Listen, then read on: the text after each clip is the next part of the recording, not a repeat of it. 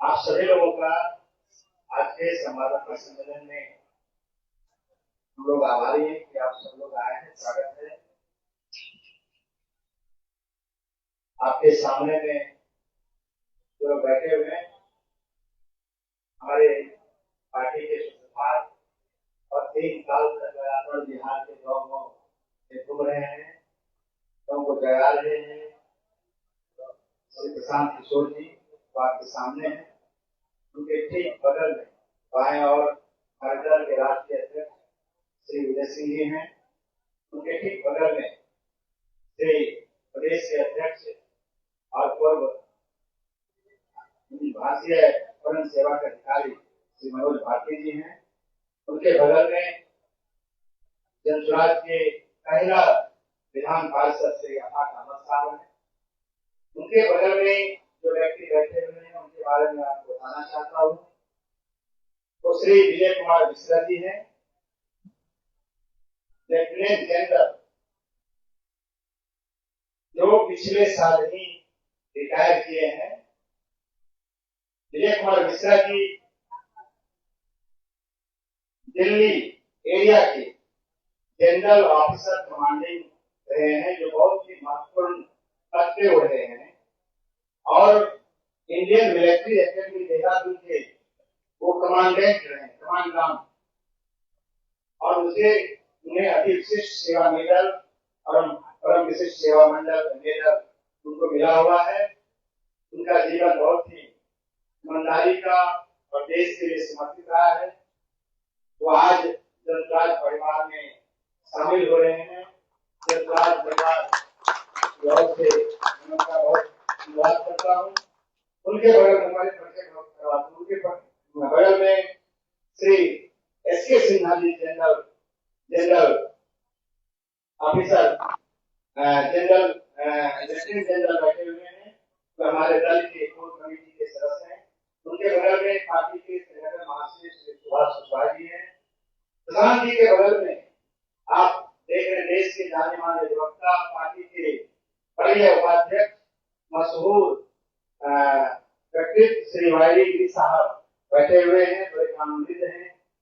उनके बगल में सरदार मलेश्वर प्रसाद सिंह जी, जो माता गुजरी मेडिकल कॉलेज के संस्थापक थे, उनकी पुत्री श्री गुरमीत कौर जी, अमृत कौर जी बैठी हुई है।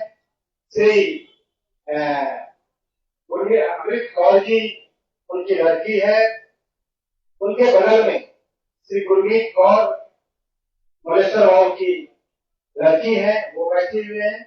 उनके बगल में उनके पुत्र और आजीवन नायक ट्रस्टी श्री गुरदयाल सिंह जी बैठे हुए हैं। उनके बगल में श्री वीरेंद्र पाल सिंह, जो उनके दामाद हैं, वो बैठे हुए हैं। उनके ठीक पीछे Shri Jagdish Singh Indian administrative service के हैं, उनके दामाद हैं, वो बैठे हुए हैं। श्री एनपी सिंह के नेशनल प्रसाद सिंह के नाती हैं श्री रवलवीर सिंह, वो बैठे हुए हैं। सर्वप्रथम मैं जनरल साहब, क्योंकि जनसुराज पार्टी में आज ज्वाइन कर रहे हैं, ये जनसुराज की बड़ी उपलब्धि है। देश के जितने बड़े बड़े पद पे जिन्होंने अपना जीवन ईमानदारी से गुजारा है, देश के लिए दिया है, उसकी पहली पसंद आपको जनसुराज बिहार में है और उन्होंने तय किया है कि हम आजीवन जनसुराज के लिए काम करेंगे। कोई पद के लालसा को लेकर नहीं, बल्कि बिहार की जो बदहाली है, बिहार की जो गरीबी है, उससे कैसे निकले, उससे कैसे जुड़े, उसके लिए वो आज पार्टी में ज्वाइन किया है। मैं श्री विजय मिश्रा जी को देता हूँ कि वो आपके बीच 2 शब्द रखें। मैं उधर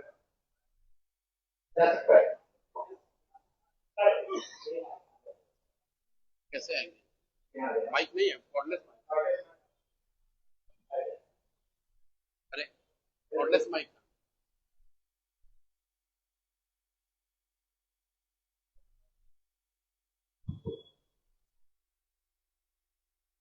जय हिंद और सभी को नमस्कार। सबसे पहले यहाँ पर जो उपस्थित हैं प्रशांत किशोर जी, संस्थापक जनसराज परिवार, श्री उदय सिंह जी, श्री मनोज भारती जी, श्री अफराक अहमद जी, और मेरे पुराने सीनियर और मेंटर रहे हैं जनरल सिंह, सभी को मैं आभार प्रकट करता हूँ, धन्यवाद देता हूँ कि यहाँ उपस्थित होकर के इस तरह से मुझे अवसर दिया है कि इस पार्टी से जुड़ने का। थोड़ा सा परिचय दिया इन्होंने मेरे बारे में। मेरा नाम है विजय कुमार मिश्र, सिलौट वासुदेव मेरा गांव है। ये पुरानी ब्लॉक में पड़ता है, मुजफ्फरपुर से करीब 15-16 किलोमीटर दूर है। और शुरू की शिक्षा मेरी गांव के स्कूल से ही शुरुआत हुई। वो स्कूल अभी भी है, दुर्भाग्यवश उसी अवस्था में जो आज से 50-55 साल पहले, लेकिन वहीं से शुरुआत की।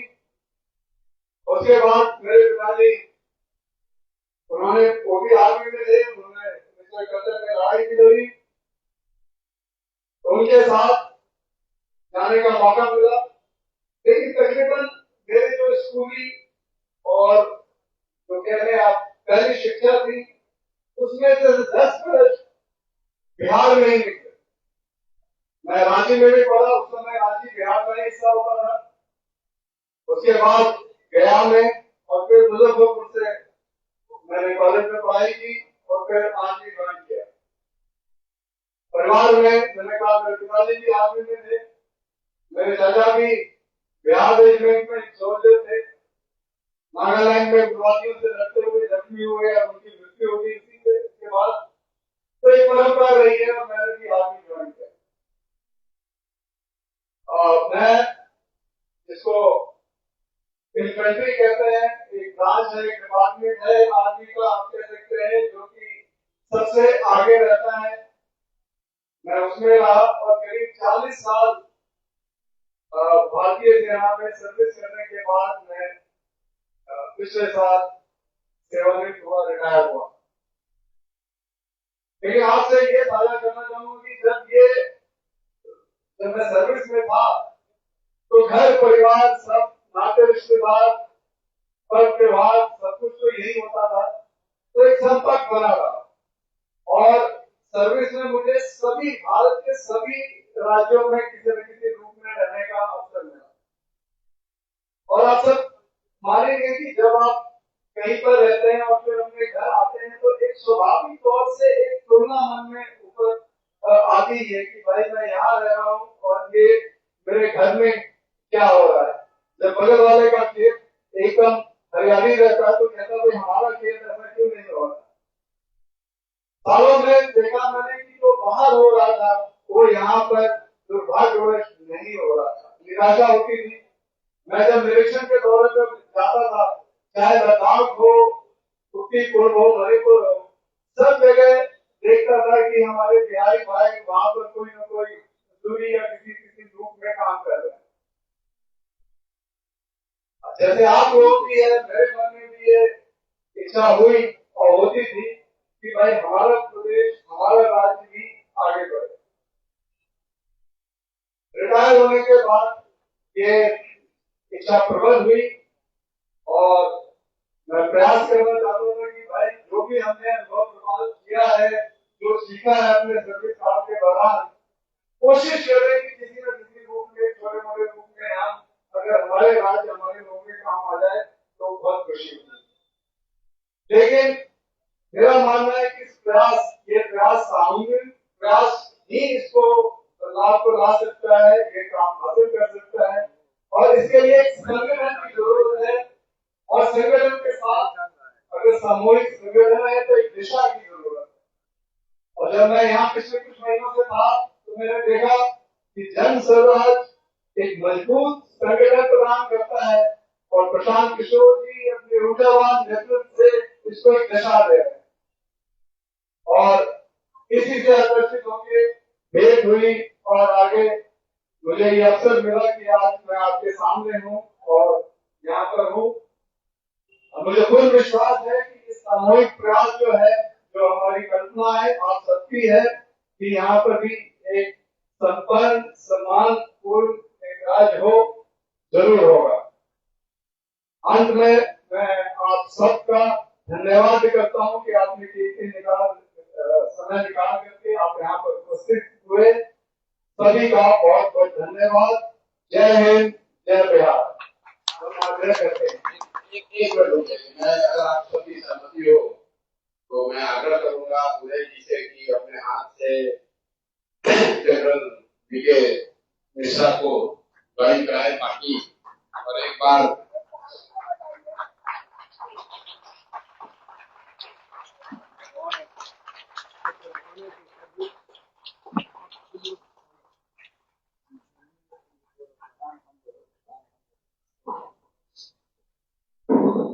Welcome to the family.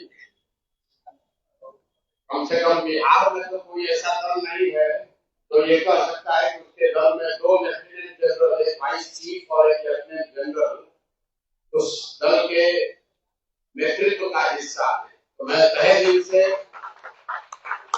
Muzaffarpur के मिश्रा जी का दल स्वराज परिवार में स्वागत करता हूँ और इन्होंने जितनी बातें अपने बारे में बताई उससे उनका व्यक्तित्व, उनका चरित्र, उनकी बिहार सबसे बढ़कर बिहार को सुधारने की उनकी मंशा उससे बहुत ज्यादा है। हम लोग सब इस आशा और विश्वास के साथ कि जनरल साहब के जुड़ने से जनसुराज की सोच, इसका सामूहिक नेतृत्व और मजबूत होगा। बिहार को सुधारने के प्रति जो हम लोग का नजरिया है उसमें नए आयाम जुड़ेंगे। इसी विश्वास के साथ तहे दिल से उनका फिर से हम लोग जनसुराज परिवार में स्वागत करते हैं। आज इस विषय पर देश को पार्टी की ओर से संबोधित किया जा रहा है, वह देश और राज्य का अति महत्वपूर्ण विषय है। ये इसीलिए विषय है कि एक दल जिसका राज्य में भी और देश में भी जबरदस्ती की सरकार हो, उस दल के प्रदेश अध्यक्ष श्री दिलीप जायसवाल द्वारा राज्य में अल्पसंख्यक मेडिकल कॉलेज को किस तरह से कब्जा किया गया है, किस तरह से एक किरानी भी वो नहीं थे जो पहला उसके अध्यक्ष श्री अमरिंदर झा जी और बच्चा झा जी माता गुजरी मेडिकल कॉलेज के, उनके वो सिर्फ सेवक थे और उस तौर पर वो वहां उनके साथ गए।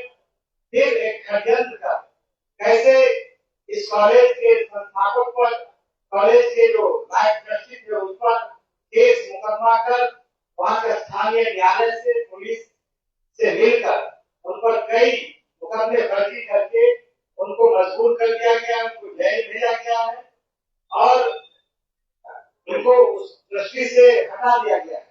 उसमें जो ट्रस्ट बना था माता गुजरी मेडिकल कॉलेज और लायंस क्लब, उसमें स्पष्ट लिखा हुआ है कि जो मूल ट्रस्टी है उसी के उसमें पदाधिकारी होंगे, लेकिन दिलीप जायसवाल ने उस ट्रस्टी को छोड़कर लायंस क्लब के ट्रस्टी को उसमें सचिव बनाया गया है। कानून को बिल्कुल ताक पर रखकर ये साबित करता है कि भाजपा का क्या चेहरा कैसे व्यक्ति पर है, ये साबित होता है। प्रशांत किशोर जी ने जब इस सवाल को रखा था पब्लिक डोमेन में तो लोग को सवाल उठा रहे थे। आज पूरा उनका परिवार है और मैं प्रशांत जी को महक देता हूँ, मैं राष्ट्रीय अध्यक्ष उदय जी को मैं महक देता हूँ और बताएंगे उस मेडिकल कॉलेज के साथ दिलीप जायसवाल पर जो भी उनके बीच में आया, उनको कई तरीके से अपराध का भी सहारा देकर उन्होंने हटाया। ऐसा राजेश साजी है, उनका भी जमीन निकालने के लिए, और उतने ही नहीं भारतीय जनता पार्टी के वो अध्यक्ष हैं, लेकिन जो मेडिकल कॉलेज पर कब्जा किया गया वो लालू जी और राबड़ी जी मुख्यमंत्री थी, उसी समय किया गया था। और आपको मैं याद दिला देना चाहता हूँ, बिहार स्टेट जो वेरिंग कॉर्पोरेशन है वो लालू जी के आशीर्वाद से बूटा सिंह के द्वारा उनको उसका अध्यक्ष भी बनाया गया था। ये सभी बातें हैं, मैं आपसे भेज देता हूँ, वो आपको संबोधित है। धन्यवाद किशोर जी। जैसा अभी किशोर जी ने कहा कि भारतीय जनता पार्टी के चाल चरित्र और चेहरा में कितना अंतर है वो आपको दिखेगा। देखिएगा होगा, पहले से भी आप लोग जानते होंगे कि मेडिकल कॉलेज किशनगंज में है, और क्योंकि मैं पूर्णिया से जुड़ा हुआ हूँ, ये सीमांचल क्षेत्र में आता है, तो इतना मैं बड़े कॉन्फिडेंस के साथ कह सकता हूँ कि वहां का एक एक आदमी जानता है कि किस गलत रूप से अपनी ताकत और पैसों का इस्तेमाल करके इस मेडिकल कॉलेज को गलत रूप से दिल्ली जायसवाल जी ने लिया है। ये मुद्दा सबसे पहले पब्लिक डोमेन में हमारे श्री प्रशांत किशोर जी ने उठाया था। आज भोलेश्वर सिंह जी के परिवार के सदस्य यहाँ है। मैं चाहूंगा कि इस बात को आगे बढ़ाने के लिए भी प्रशांत किशोर जी ही आपसे मुखातिब हो।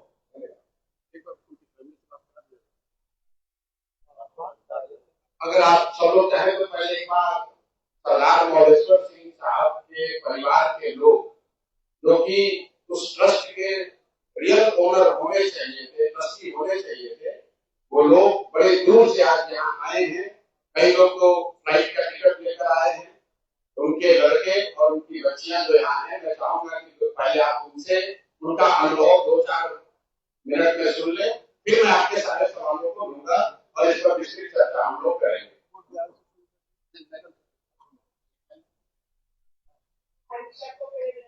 नजदीक मैं अमृत को सरदार शास्त्री हूँ। मैं बहुत दुखी हूँ।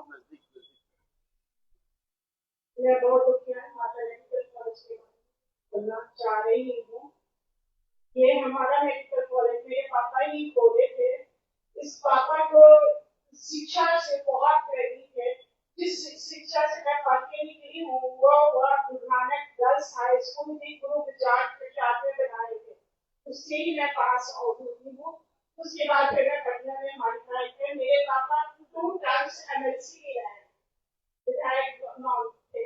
हमारे पापा सारा कुछ काम करते रहे, पर इसमें इतनी षड्यंत्र करके हमारे कॉलेज को एक कलंक था, ये अमेंडमेंट का कलंक था, और उन्होंने सारी सेक्रेटरी पापा को लेके उन्होंने उसको निकाला, फिर प्रकाश को लेके और सारी ट्रस्ट को निकाल के अनेक तरीका से गैर कानूनी कोई भी लॉ में नहीं है। मैं लॉ की बात जानती नहीं हूँ, लॉ के बारे में मेरे दादा बताएंगे।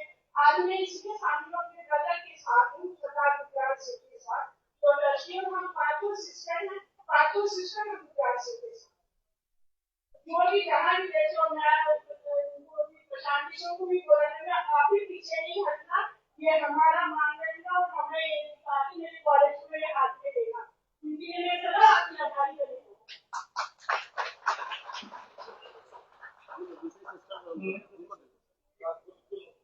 अपना परिचय तो बोल। सबको नमस्कार। और मेडिकल कॉलेज के साथ इसको किसी तरह से हम लोग के कब्जा में लाया जाए, और इसके लिए हम सबके लिए आभारी रहेंगे। आप अपना बता दीजिए। परम आदरणीय प्रशांत और कलमाल लोग जो सामने बैठे हैं, मैं फाउंडर ट्रस्टी सरदार बोल रहा हूँ।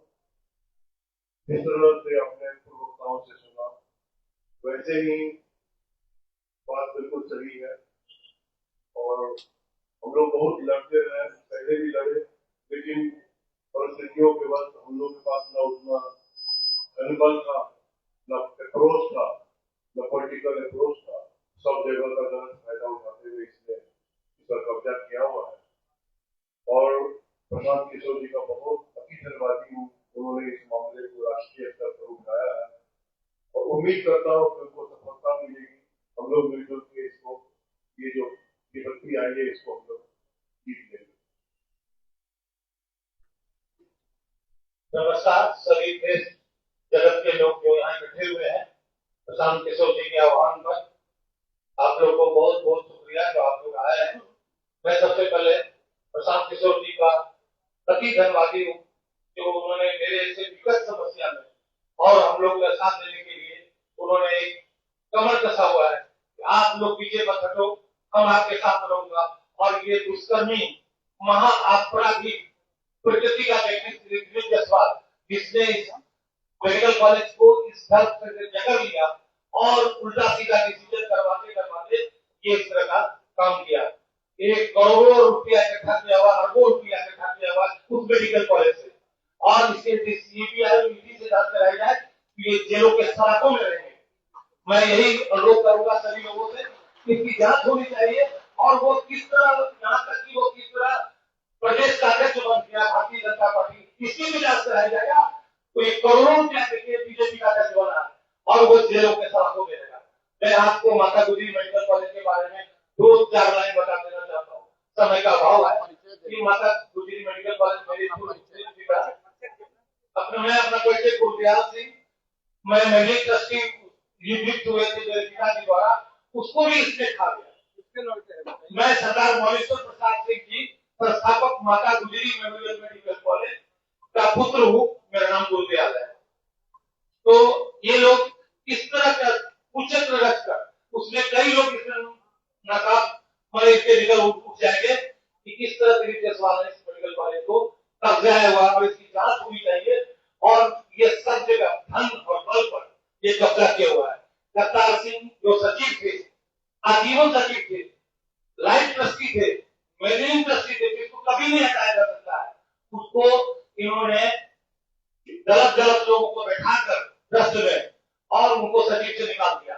लेकिन उस ट्रस्ट में क्लियर लिखा हुआ है इस मेडिकल कॉलेज की जो मीटिंग होगी वो प्रेसिडेंट या सेक्रेटरी हाउस का सदस्य बुला सकते हैं, लेकिन Dilip Jaiswal so called chief administrator उस मीटिंग को बुलाया करतार सिंह को निकालने के लिए।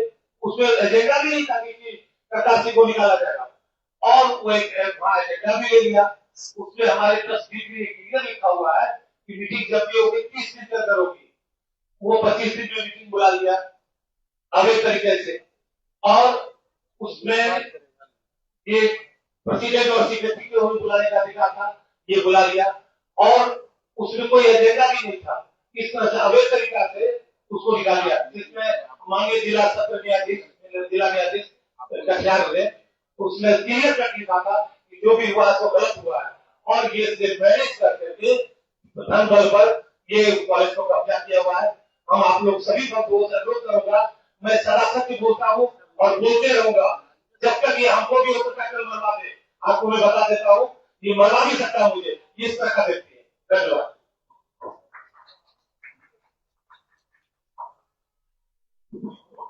आपने इस कॉलेज के संस्थापक स्वर्गीय सरदार मौलेश्वर सिंह जी के जो बच्चे हैं, इनसे आपको हम लोग सीधे मुखातिब करा रहे हैं। और जैसे एक बहन ने बताया कि उनके सारे बच्चे इस बात से सहमत हैं कि इस कॉलेज को अवैध तरीके से इन लोगों ने कब्जा किया है, उस परिवार के लोगों को उससे हटा दिया। 3 लोग आपके सामने मुखातिब हैं, बाकी लोगों को भी हम आपसे मिलवाएंगे। अभी लीगल स्थिति इसकी क्या है, उसके लिए आप हम लोग के जो सबसे बड़े कानूनविद हैं इस बिहार में, वाईवी जी से आप समझिए कि किस तरीके से कानून को तोड़ मरोड़ के उसका गलत फायदा उठाकर अपने पद का, अपने प्रतिष्ठा का, अपने पावर का किस तरीके से ये आदमी ने मेडिकल कॉलेज पर कब्जा किया हुआ है। लीगली आप वाईवी जी से सुन लीजिए, फिर हम इस बार आपके सवाल जवाब लेंगे। शुरू से ही ये संस्था बड़ी मेडिकल कॉलेज जो सरदार मौलेश्वर सिंह जो तीनों के पिता थे, वही ओरिजिनल ट्रस्टी और लाइफ मेंबर बने, और उन्होंने मेडिकल कॉलेज अपने बड़े लड़का करतार सिंह और एक दो आदमी और को मिला के उन्होंने बनाया, और वो लाइफ ट्रस्टी हुए। और उन्होंने पहले पटना में मेडिकल कॉलेज शुरू किया, लेकिन बाद में किशनगंज में एक संस्था की मेडिकल अस्पताल था जो बरवाड़ी समाज चलाता था, उसके साथ टाइअप करके वो वहां शिफ्ट कर गए। स्मूथली चलना शुरू हुआ, चलने लगा तो 2-3 सीट बने हैं। ट्रस्ट एक्ट में भी, और देखिए ट्रस्ट एक्ट मेरे पास है, संज्ञान लीजिए और रजिस्ट्रेशन एक्ट है इसका भी संज्ञान लीजिए। तो ट्रस्ट एक्ट और रजिस्ट्रेशन एक्ट को मिला के पढ़ने से आपको लगेगा कि जो मूल आत्मा है ट्रस्ट डीड का उसको ट्रस्टी को भी अधिकार नहीं है कि उसको बदल सके, उसमें कोई सब्सटेंशियल चेंज कर सके। आर्टिफिशियल चेंज ऊपर ऊपर कर सकते हैं, लेकिन जैसे इसमें प्रधान है समाज के 2/3 सिख ही लोग इसके कमेटी में रह सकते हैं। आज की स्थिति क्या है पता नहीं, कैसे ये रजिस्ट्रेशन रद्द कर रहा है, कंप्लीट वायलेट किए हैं ये लोग ट्रस्ट एक्ट को। और कितने शिष्य के फांसी करा गया है, 2/3 जहाँ रहना कंपल्सरी है वहाँ 2/4 अब शिष्य हो गया है, बाकी सब नाम से जो आ गए हैं वो मेडिकल कॉलेज वाले जो कॉलेज लेगा नाम फरवरी समाज के उसके सेक्रेटरी हो गए हैं। अभी तक हमको ये समझ में नहीं आया कि किस लॉ के व्यवधान, क्योंकि श्री जायसवाल जो जायसवाल जी प्रशांत अध्यक्ष है यहाँ के बीजेपी के, वो कैसे इसमें ट्रस्टी हो गए किसी कानून से, किसी एम्प्लॉय से। ट्रस्ट एक्ट में किसी एम्प्लॉय को मैनेजिंग ट्रस्टी या ट्रस्टी नहीं बनाया जाता, ईमान है जिसका पर्सनल इंटरेस्ट है, जो फर्जी ग्रहण करता है वो नहीं हो सकता है। अब क्या कैसे कागज का इन्होंने घोटाला किया है और लोग को वायलेट करके ये उसने बैंकिंग कमेटी अपने ही नहीं अपने बेटे को, अपने बहू को और जो भी लोग हैं उन लोगों को बना दिया है। और जो रियल फैमिली है और जी का जो लीगल एयर है उनके धीरे धीरे निकाल दिया। एक चीज एक डॉक्यूमेंट दिखाना चाहते हैं आपको, ये 1993 में मदरसा बाबू को मारने के पहले उन्होंने एक एफिडेविट किया था और ये लिख के दिया है कि इनके सेकंड सन सरदार गुजरात से भी हमारे ट्रस्टी है, हमारे सक्सेसर है, फर्स्ट ट्रस्टी है और सेकंड ट्रस्टी है। इसको भी इग्नोर करके ये सरदार गुजरात सिंह को बाहर किया गया है, इनको उसमें जाने तक नहीं किया जा रहा है, इनकी बहनों को नहीं जाने दिया रहा है। इनके जितने रिश्तेदार हैं जिसका legally inheritance law of inheritance ये भी लोग आ जाते हैं। किसी भी प्रॉपर्टी का लॉ ऑफ इनहेरिटेंस बात करता है तो बेटा है बेटी उसका छोटा उसमें प्रवेश हो जाता है, वो भी नहीं माना गया है। और एक आउटसाइडर एंड एम्प्लॉई किस तरह से हथकंडा करके इसको पकड़ लिया है, कानूनी है। मैंने बहुत ही का केस मोटा मोटा अध्ययन किया है और ये लोगों के लिए मैंने एक रास्ता लीगल रास्ता खोल चुका है। राजनीतिक रूप से, सामाजिक रूप से तो दबाव श्री जायसवाल पर बनाया जाए, लेकिन कानूनी रूप से भी उनको बेदखल करने का हम लोगों को कुछ रास्ता मिल गया है। उसका विस्तृत चर्चा मैं नहीं करूंगा, लेकिन हम लोग लीगल स्टेप लेने जा रहे हैं और इन लोगों को मदद करने जा रहे हैं। प्रशांत जी के इंस्टार पर, प्रशांत जी के इच्छा से, प्रशांत जी के से हमारे राष्ट्रीय अध्यक्ष, हमारे भारतीय जी क्षेत्र अध्यक्ष, सब लोगों का विचार है कि हम लोग पोलिटिकल लेवल पर तो डीलिंग कर रहे हैं, कानूनी उपाय से इन लोगों को पुनः स्थापित किया जाए और जो एजेंडर है, जो बारी है, जो फ्रॉड करके उस कॉलेज को कैप्चर किया हुआ है उसको बाहर किया जाए। हमको लगता है जो लीगल स्टेप हम लोग लेने जा रहे हैं उसमें आज न कल उसमें हम लोग को सफलता मिलेगी और पूरा परिवार का इस पर पूरा कब्जा होगा और जो लोग आदमी मंत बन के बैठा हुआ है वो लाभ होगा। बहुत बहुत धन्यवाद। देखिए, ये बात किसी एक व्यक्ति, एक संस्था की नहीं है। बिहार में जो कानून के रक्षक हैं, जिनके कंधों पर ये जिम्मेवारी है कि कानूनी व्यवस्था बनी रहे, कैसे वो लोग सरेआम कानून का उल्लंघन कर रहे हैं और किसी परिवार का, किसी व्यक्ति का, किसी संस्था का जो प्रॉपर्टी है, जो मेडिकल कॉलेज है, उसको न सिर्फ कब्जा कर लिया, उसको 25-30 वर्ष से अपने कंट्रोल में रखे हैं। और ये उस दल के अध्यक्ष हैं जो चाल चरित्र चेहरा की बात कर रहा है। ये वो दिलीप जायसवाल हैं जो बीजेपी के अध्यक्ष है और साथ ही राबड़ी देवी के मुंह बोले भाई भी हैं। ध्यान रखिए, ये कब्जा इसलिए नहीं किए हैं कि ये बीजेपी के अध्यक्ष है, ये कब्जा इसलिए कर पाए हैं कि अमान में सब नंगे हैं। ये सारे नेता एक साथ मिलके, जिसमें राजद के लोग भी शामिल हैं और जिसमें भाजपा के लोग भी शामिल हैं, सुबह शाम राजद का नेतृत्व ये कह रहा है कि हम लोग भाजपा से लड़ाई लड़ रहे हैं और भाजपा का अध्यक्ष, राज्य का अध्यक्ष, उसने एक सिखों के कॉलेज को जबरदस्ती कब्जा किया हुआ है। उसको राजद की इतनी बड़ी नेत्री राबड़ी देवी कह रही कि मेरा मौला भाई है और उनके मुख्यमंत्री रहते हुए ये कब्जा हुआ है और उसके बाद लगातार ये कब्जा बना हुआ है। तो ये दिखाता है कि भाजपा, राजद, जदयू, ये सब when it comes to personal profiteering, व्यक्तिगत लाभ की जहां बात आती है तो ये सब लोग आपस में मिल जाते हैं। आपने सरदार मोहम्मद सिंह के बच्चों से सुना, लीगल स्थिति आपने सुनी।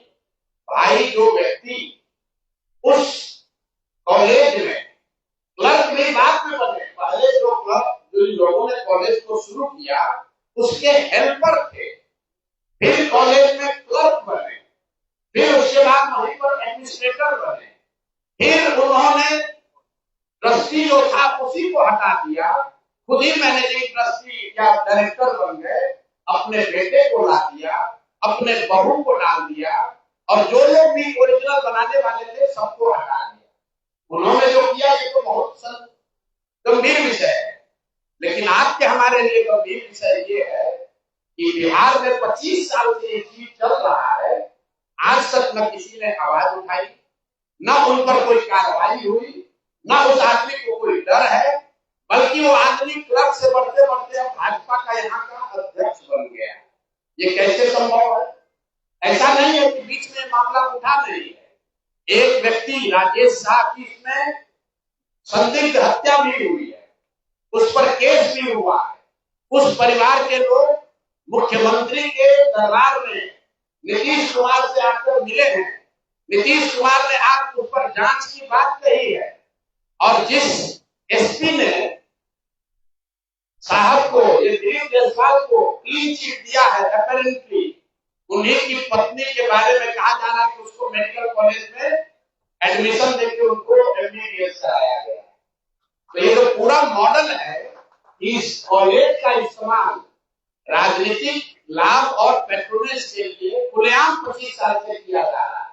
अब एक आंकड़ा सुनिए, 50 से ज्यादा पॉलिटिकल लोगों के परिवार के लोग, एक तो नहीं 50 से ज्यादा अलग अलग पॉलिटिकल परिवार के लोग, उनके बच्चे, उनके परिवार के सदस्य बिना किसी एडमिशन टेस्ट के मैनेजमेंट कोटा से इस कॉलेज में उन्होंने एडमिशन लिया, वहां से मेडिकल की उनको डिग्री मिल गई और वो सब दिलीप जायसवाल को बचाने और मदद करने में लगे रहे।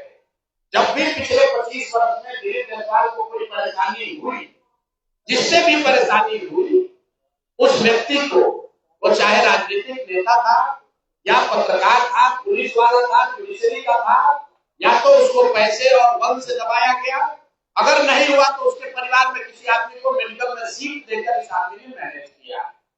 और इतनी बड़ी बात 25-30 साल से लगातार चल रही है और किसी की हिम्मत नहीं है कि दिलीप जायसवाल पर सवाल उठाए। तो जनसुराज ने तय किया है कि हम लोग इस मामले को न सिर्फ उठाएंगे बल्कि इसको समाज में, जनता के बीच रखेंगे। जैसा गिरी जी ने बताया, इसकी लीगल लड़ाई लड़ेंगे, हर उस दरवाजे पर जाएंगे जहां पर इन्होंने अपने रसूख का इस्तेमाल करके कहीं न कहीं धांधलेबाजी की है। ये अब इससे बच नहीं सकते। मैंने एक छोटा सा बाइट दिया था, उसके बाद से दिलीप जायसवाल चुपचाप बैठे हुए। अब आपकी ये जिम्मेवारी है कि जितने आप लोग पत्रकार हैं, जो भी भाजपा का प्रवक्ता आता है या जो भाजपा का नेता है अपने को बहुत चाल चरित्र चेहरा वाला बना रहा है, उससे जरा पूछिए कि भाई तुम्हारा अध्यक्ष उस पर सीधे सीधे गबन और जबरन माइनॉरिटी कॉलेज को कब्जा करने, उस कॉलेज का संसाधनों का व्यक्तिगत लाभ के लिए उपयोग करने हर तरह के गलत काम करने के लिए उसका आप उपयोग कर रहे हैं, उस पर आपका क्या टीका टिप्पणी है? और हत्या का भी उन पर आरोप है, FIR है, राजेश शाह के हत्या का FIR है डॉक्टर साहब पर, वो डिटेल आज नहीं दे रहे, हमको मालूम है। अभी ये लोग हल्ला मचाएंगे, अगला प्रेस कॉन्फ्रेंस में आपको वो भी डिटेल देंगे जो मैंने आपको बताया कि एक संदिग्ध हत्या हुई है इनके साथ रहने वाले व्यक्ति की, राजेश शाह की, उसकी बहन, उसके भाई, उसके माँ, वो 20 वर्ष से दौड़ रहे हैं, इंसाफ की मांग कर रहे हैं, अभी तक उस पर कोई कार्रवाई नहीं हुई है। कैसे उस केस को पूरा मैनिपुलेट किया गया? 2007 की ये घटना है। कोर्ट में वो शाह की पत्नी का बहन का स्टेटमेंट है, हम पढ़ के सुना देते हैं, सर्टिफाइड कॉपी है। मेरे भाई राजेश शाह की हत्या दिलीप जायसवाल के द्वारा षड्यंत्र करके अपने आदमियों द्वारा करवाया गया है। तो कुछ पीड़िता ने कहा है ये ऑर्डर है, ये कोर्ट का है, इसके बाद भी कैसे मदद किए? 164 का बयान है जिसकी हत्या हुई है उसके बहन का, और उसके बाद पुलिस ने उनको क्लीन चिट दे दिया। जिन्होंने क्लीन चिट दिया उन्हीं की पत्नी उनके कॉलेज में जाकर MBBS डिग्री ले रही। अब आप देख लीजिए, जहां से कोर्ट से रिलीफ मिला है, जिन्होंने कोर्ट से रिलीफ दिया है उनको क्या बेनिफिट मिला है ये भी आपको आगे बताएंगे। तो मेरा दिलीप जायसवाल से और भाजपा में जो लोग भी भाजपा के चाल चरित्र चेहरा विचारधारा की बात करने वाले लोग हैं, उनसे अपील है कि भाई अभी से भी अपना स्टांस क्लियर करो।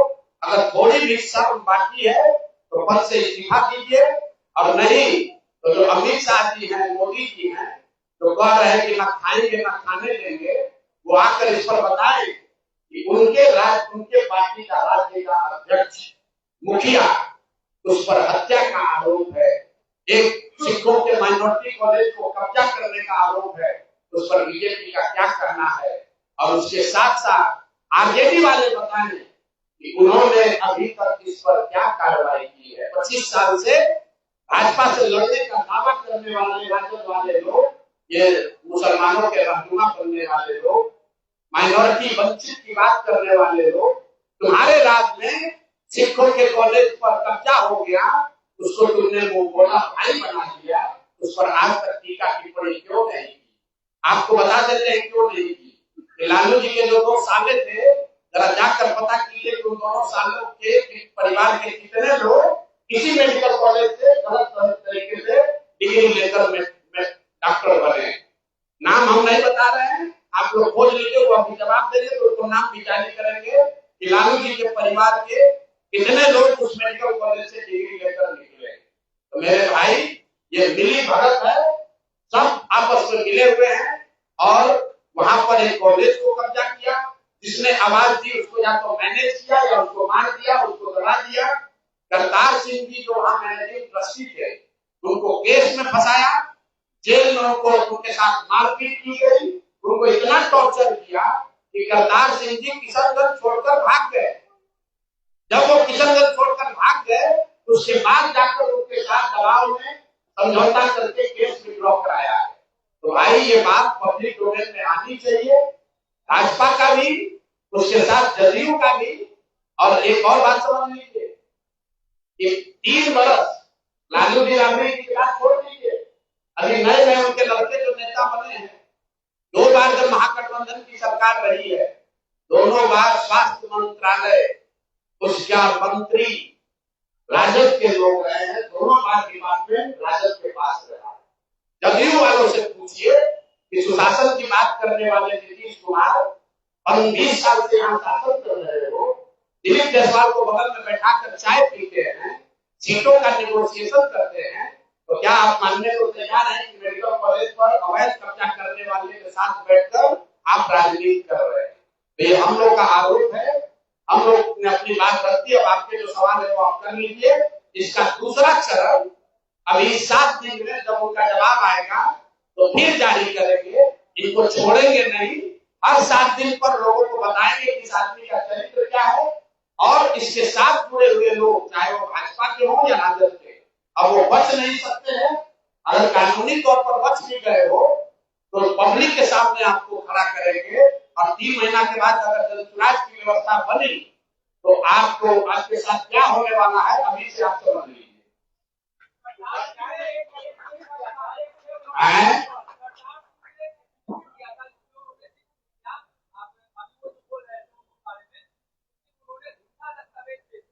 जी देखिए, कब हमको खुशी है कि पत्रकार होने के नाते आपने पहली बार इस विषय पर अध्ययन या रिसर्च शुरू किया। बिल्कुल ठीक बात है। जैसा इन साथियों ने बताया कि जब सरकार कॉलेजों के लिए ट्रस्ट बनाया तो उसमें जितने ट्रस्टी थे उसको धीरे धीरे करतार सिंह के माध्यम से ही हटाया गया। हटाने के पीछे दिलीप जायसवाल थे, क्योंकि उस समय वो एडमिनिस्ट्रेटर थे। एक समय ऐसा आया जब करतार सिंह अकेले रह गए और उनकी माता जी रह गई। तो जब करतार सिंह जी अकेले रह गए तो उन्हीं पर केस करवा दिया, उनको जेल में डलवाया, उनको टॉर्चर करवाया। करतार सिंह भाग गए। बच गई अब मां जो लाइफ ट्रस्टी थी, उनकी हो गई मृत्यु। तो लाइफ ट्रस्टी के मृत्यु होने के बाद वो कुछ खाली वक्त उनके जो लीगल एयर थे उनको जगह मिलनी चाहिए थी, वो मिली नहीं। तो लाइफ ट्रस्टी चले गए, करतार सिंह को डरा के धमका के केस में फंसाकर भगा दिया और जो बच गया वो सब कब्जा कर लिया। एक सवाल था, ये जो मामला है इससे पहले ये वाला जो मामला है जिसको लेकर जनता हमेशा आवाज उठाई है, ये कहां तक पहुंचा है, उसे क्या कुछ भाई वो मामला इस राज्य में मंगल काल की बात करने वाले अमंगल स्वास्थ्य मंत्री का है। वो मामला दिलीप जायसवाल का नहीं है, वो मामला हम लोग के अमंगल पांडे का है, जिनके स्वास्थ्य मंत्री रहते हुए बिहार के लोगों ने कोविड के दौरान सबसे ज्यादा परेशानी झेली। जिस आदमी के बारे में लोग कहते हैं कि ये कॉटन बैंडेज में पैसा चोरी करता है, और ये आदमी जब भी सरकार बनती है तो स्वास्थ्य मंत्री बनता है ताकि लूट खसोट। और इस आदमी का यही काम है, जैसे मंत्री बनो, जिस डॉक्टर का प्रैक्टिस चल रहा है उसका सूची बनाओ और उसको सबसे ज्यादा दूर ट्रांसफर करो ताकि हर 6 महीना तक जाके आपको 5-10 लाख रुपया घूस दे। तो उनकी लड़ाई हम लोग लड़ रहे हैं, यहाँ लड़ रहे हैं, सिवान में लड़ रहे हैं, जीरादेई मेहरबा में लड़ रहे हैं, छोड़ेंगे नहीं। अभी मामला दिलीप जायसवाल का है, क्योंकि भाई साहब यहाँ भाजपा के अध्यक्ष है, मोदी जी आते हैं तो उनके बगल में बैठते हैं और यहाँ सुशासन और लॉ एंड ऑर्डर की बात कर रहे हैं। जो खुद ही भूमि माफिया है, जो खुद शराब माफिया है, जो खुद बालू माफिया है, जो खुद दूसरों की प्रॉपर्टी कब्जा करता है। हमको किसी ने बताया कि कल कहा है कि हम घर में घुस के अपराधियों को मारेंगे। अरे भाई, तुम्हारा पार्टी का अध्यक्ष ही अपराध कर रहा है तो क्या उसको भी मारोगे? उस पर क्या करोगे ये बताओ। कल यहाँ एक हत्या हुई है ना 2 दिन पहले, पूरे बिहार में चर्चा है, खेमका साहब जी को गोली मार दी गई। कल जाकर इन लोगों ने क्या कहा, यहाँ के डिप्टी सीएम ने, कि हम लोग अपराधियों को घर में घुस कर मारेंगे, बुलडोजर चलाएंगे। अब इनको न्याय नहीं करना है, इसमें हिंदू मुसलमान करना है, इनको बुलडोजर जा रहा है। भाई तुम्हारा पार्टी का अध्यक्ष 20 वर्ष से हत्या का आरोपी है, मेडिकल कॉलेज पर कब्जा किया है, उसको तुम माननीय बनाए हो, उसको मंत्री बनाए हो, उसको अपने दल का अध्यक्ष बनाए हो और कहते हो कि अपराधी पर कार्रवाई करेंगे। कोई मानेगा?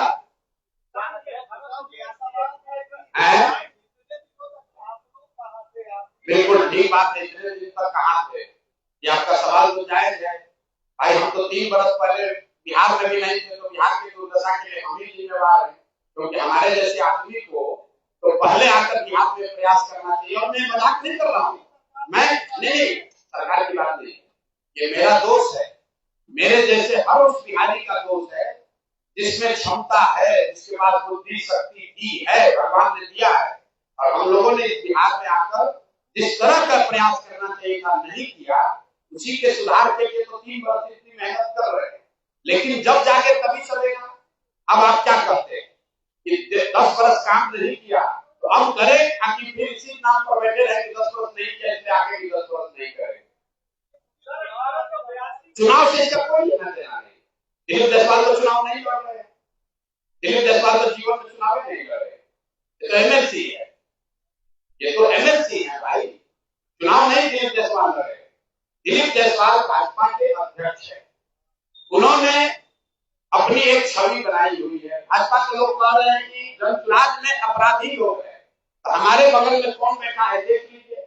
हमारे बगल में देश की सेवा करने वाले लेफ्टिनेंट जनरल बैठे हुए हैं, हमारे बगल में देश की सेवा करते हुए 3 देशों में राजदूत रहे मनोज भारती बैठे हुए हैं, हमारे बगल में 2 टर्म के एमपी उदय सिंह जी बैठे हैं, हमारे बगल में इस राज्य के सबसे बड़े वकील वैदिक गिरी बैठे हुए हैं, और उनके बगल में कौन बैठा है? वो आदमी बैठा है जो मेडिकल कॉलेज कब्जा किया है, जिस पर मर्डर का आरोप है, जो सरेआम रोज धांधली कर रहा है। आप फर्क समझ लीजिए कि चाल चरित्र चेहरा किसका अच्छा है। बिल्कुल इस्तीफा हो, उन पर जांच हो, कैसे मेडिकल कॉलेज कब्जा किए इसकी जांच हो, मेडिकल कॉलेज के बनाए जाने वाले जो लोग हैं, बनाने वाले जो लोग हैं, कानून संगत उन लोगों को वापस लाया जाए। सिख समुदाय का वो कॉलेज है, सिखों का राइट वहां वापस बहाल होना चाहिए। जो राजेश साहब की हत्या हुई है, जिस पर एफआईआर हुआ है दिलीप जायसवाल पर, उसकी जांच होनी चाहिए, उस पर कार्रवाई होनी चाहिए, और राजद के लोगों को ये बताना चाहिए कि दिलीप जायसवाल से उनका क्या संबंध है, क्यों राबड़ी देवी उनको अपना बोला भाई बोलती है। राधा मोहन सिंह को बताना चाहिए कि उनके घर के लोग कैसे वहां मेडिकल करने गए। अब मैं नाम एक एक करके बता रहा हूँ, आपको बोला है 50 लोगों बता दिए। लालू जी के सालों के परिवार के लोग उसी मेडिकल कॉलेज से पढ़कर निकले। जिस एसपी ने इनको क्लीन चिट दिया है, उसकी पत्नी ने उसी मेडिकल कॉलेज में पढ़ी है। जो कोर्ट से रिलीफ मिला, कोर्ट के में जिसने रिलीफ दिया, उसके घर का आदमी ने वहीं से मेडिकल किया। भाजपा के बड़े नेता राधा मोहन सिंह, उनके परिवार के लोग भी वहीं से मेडिकल किए। अभी आपको हम 50 नाम देंगे, आप लोग बड़ा आप लोग विकास कीजिए, फिर आपको बताते हैं।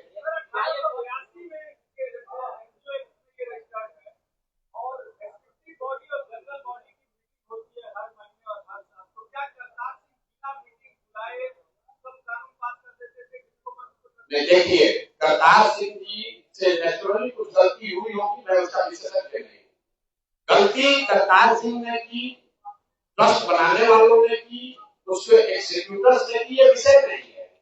विषय ये है कि लोग गिरिजी ने कहा कि उसकी आत्मा क्या है। वो एक माइनॉरिटी मेडिकल कॉलेज है, सिखों के लिए बनाया गया है।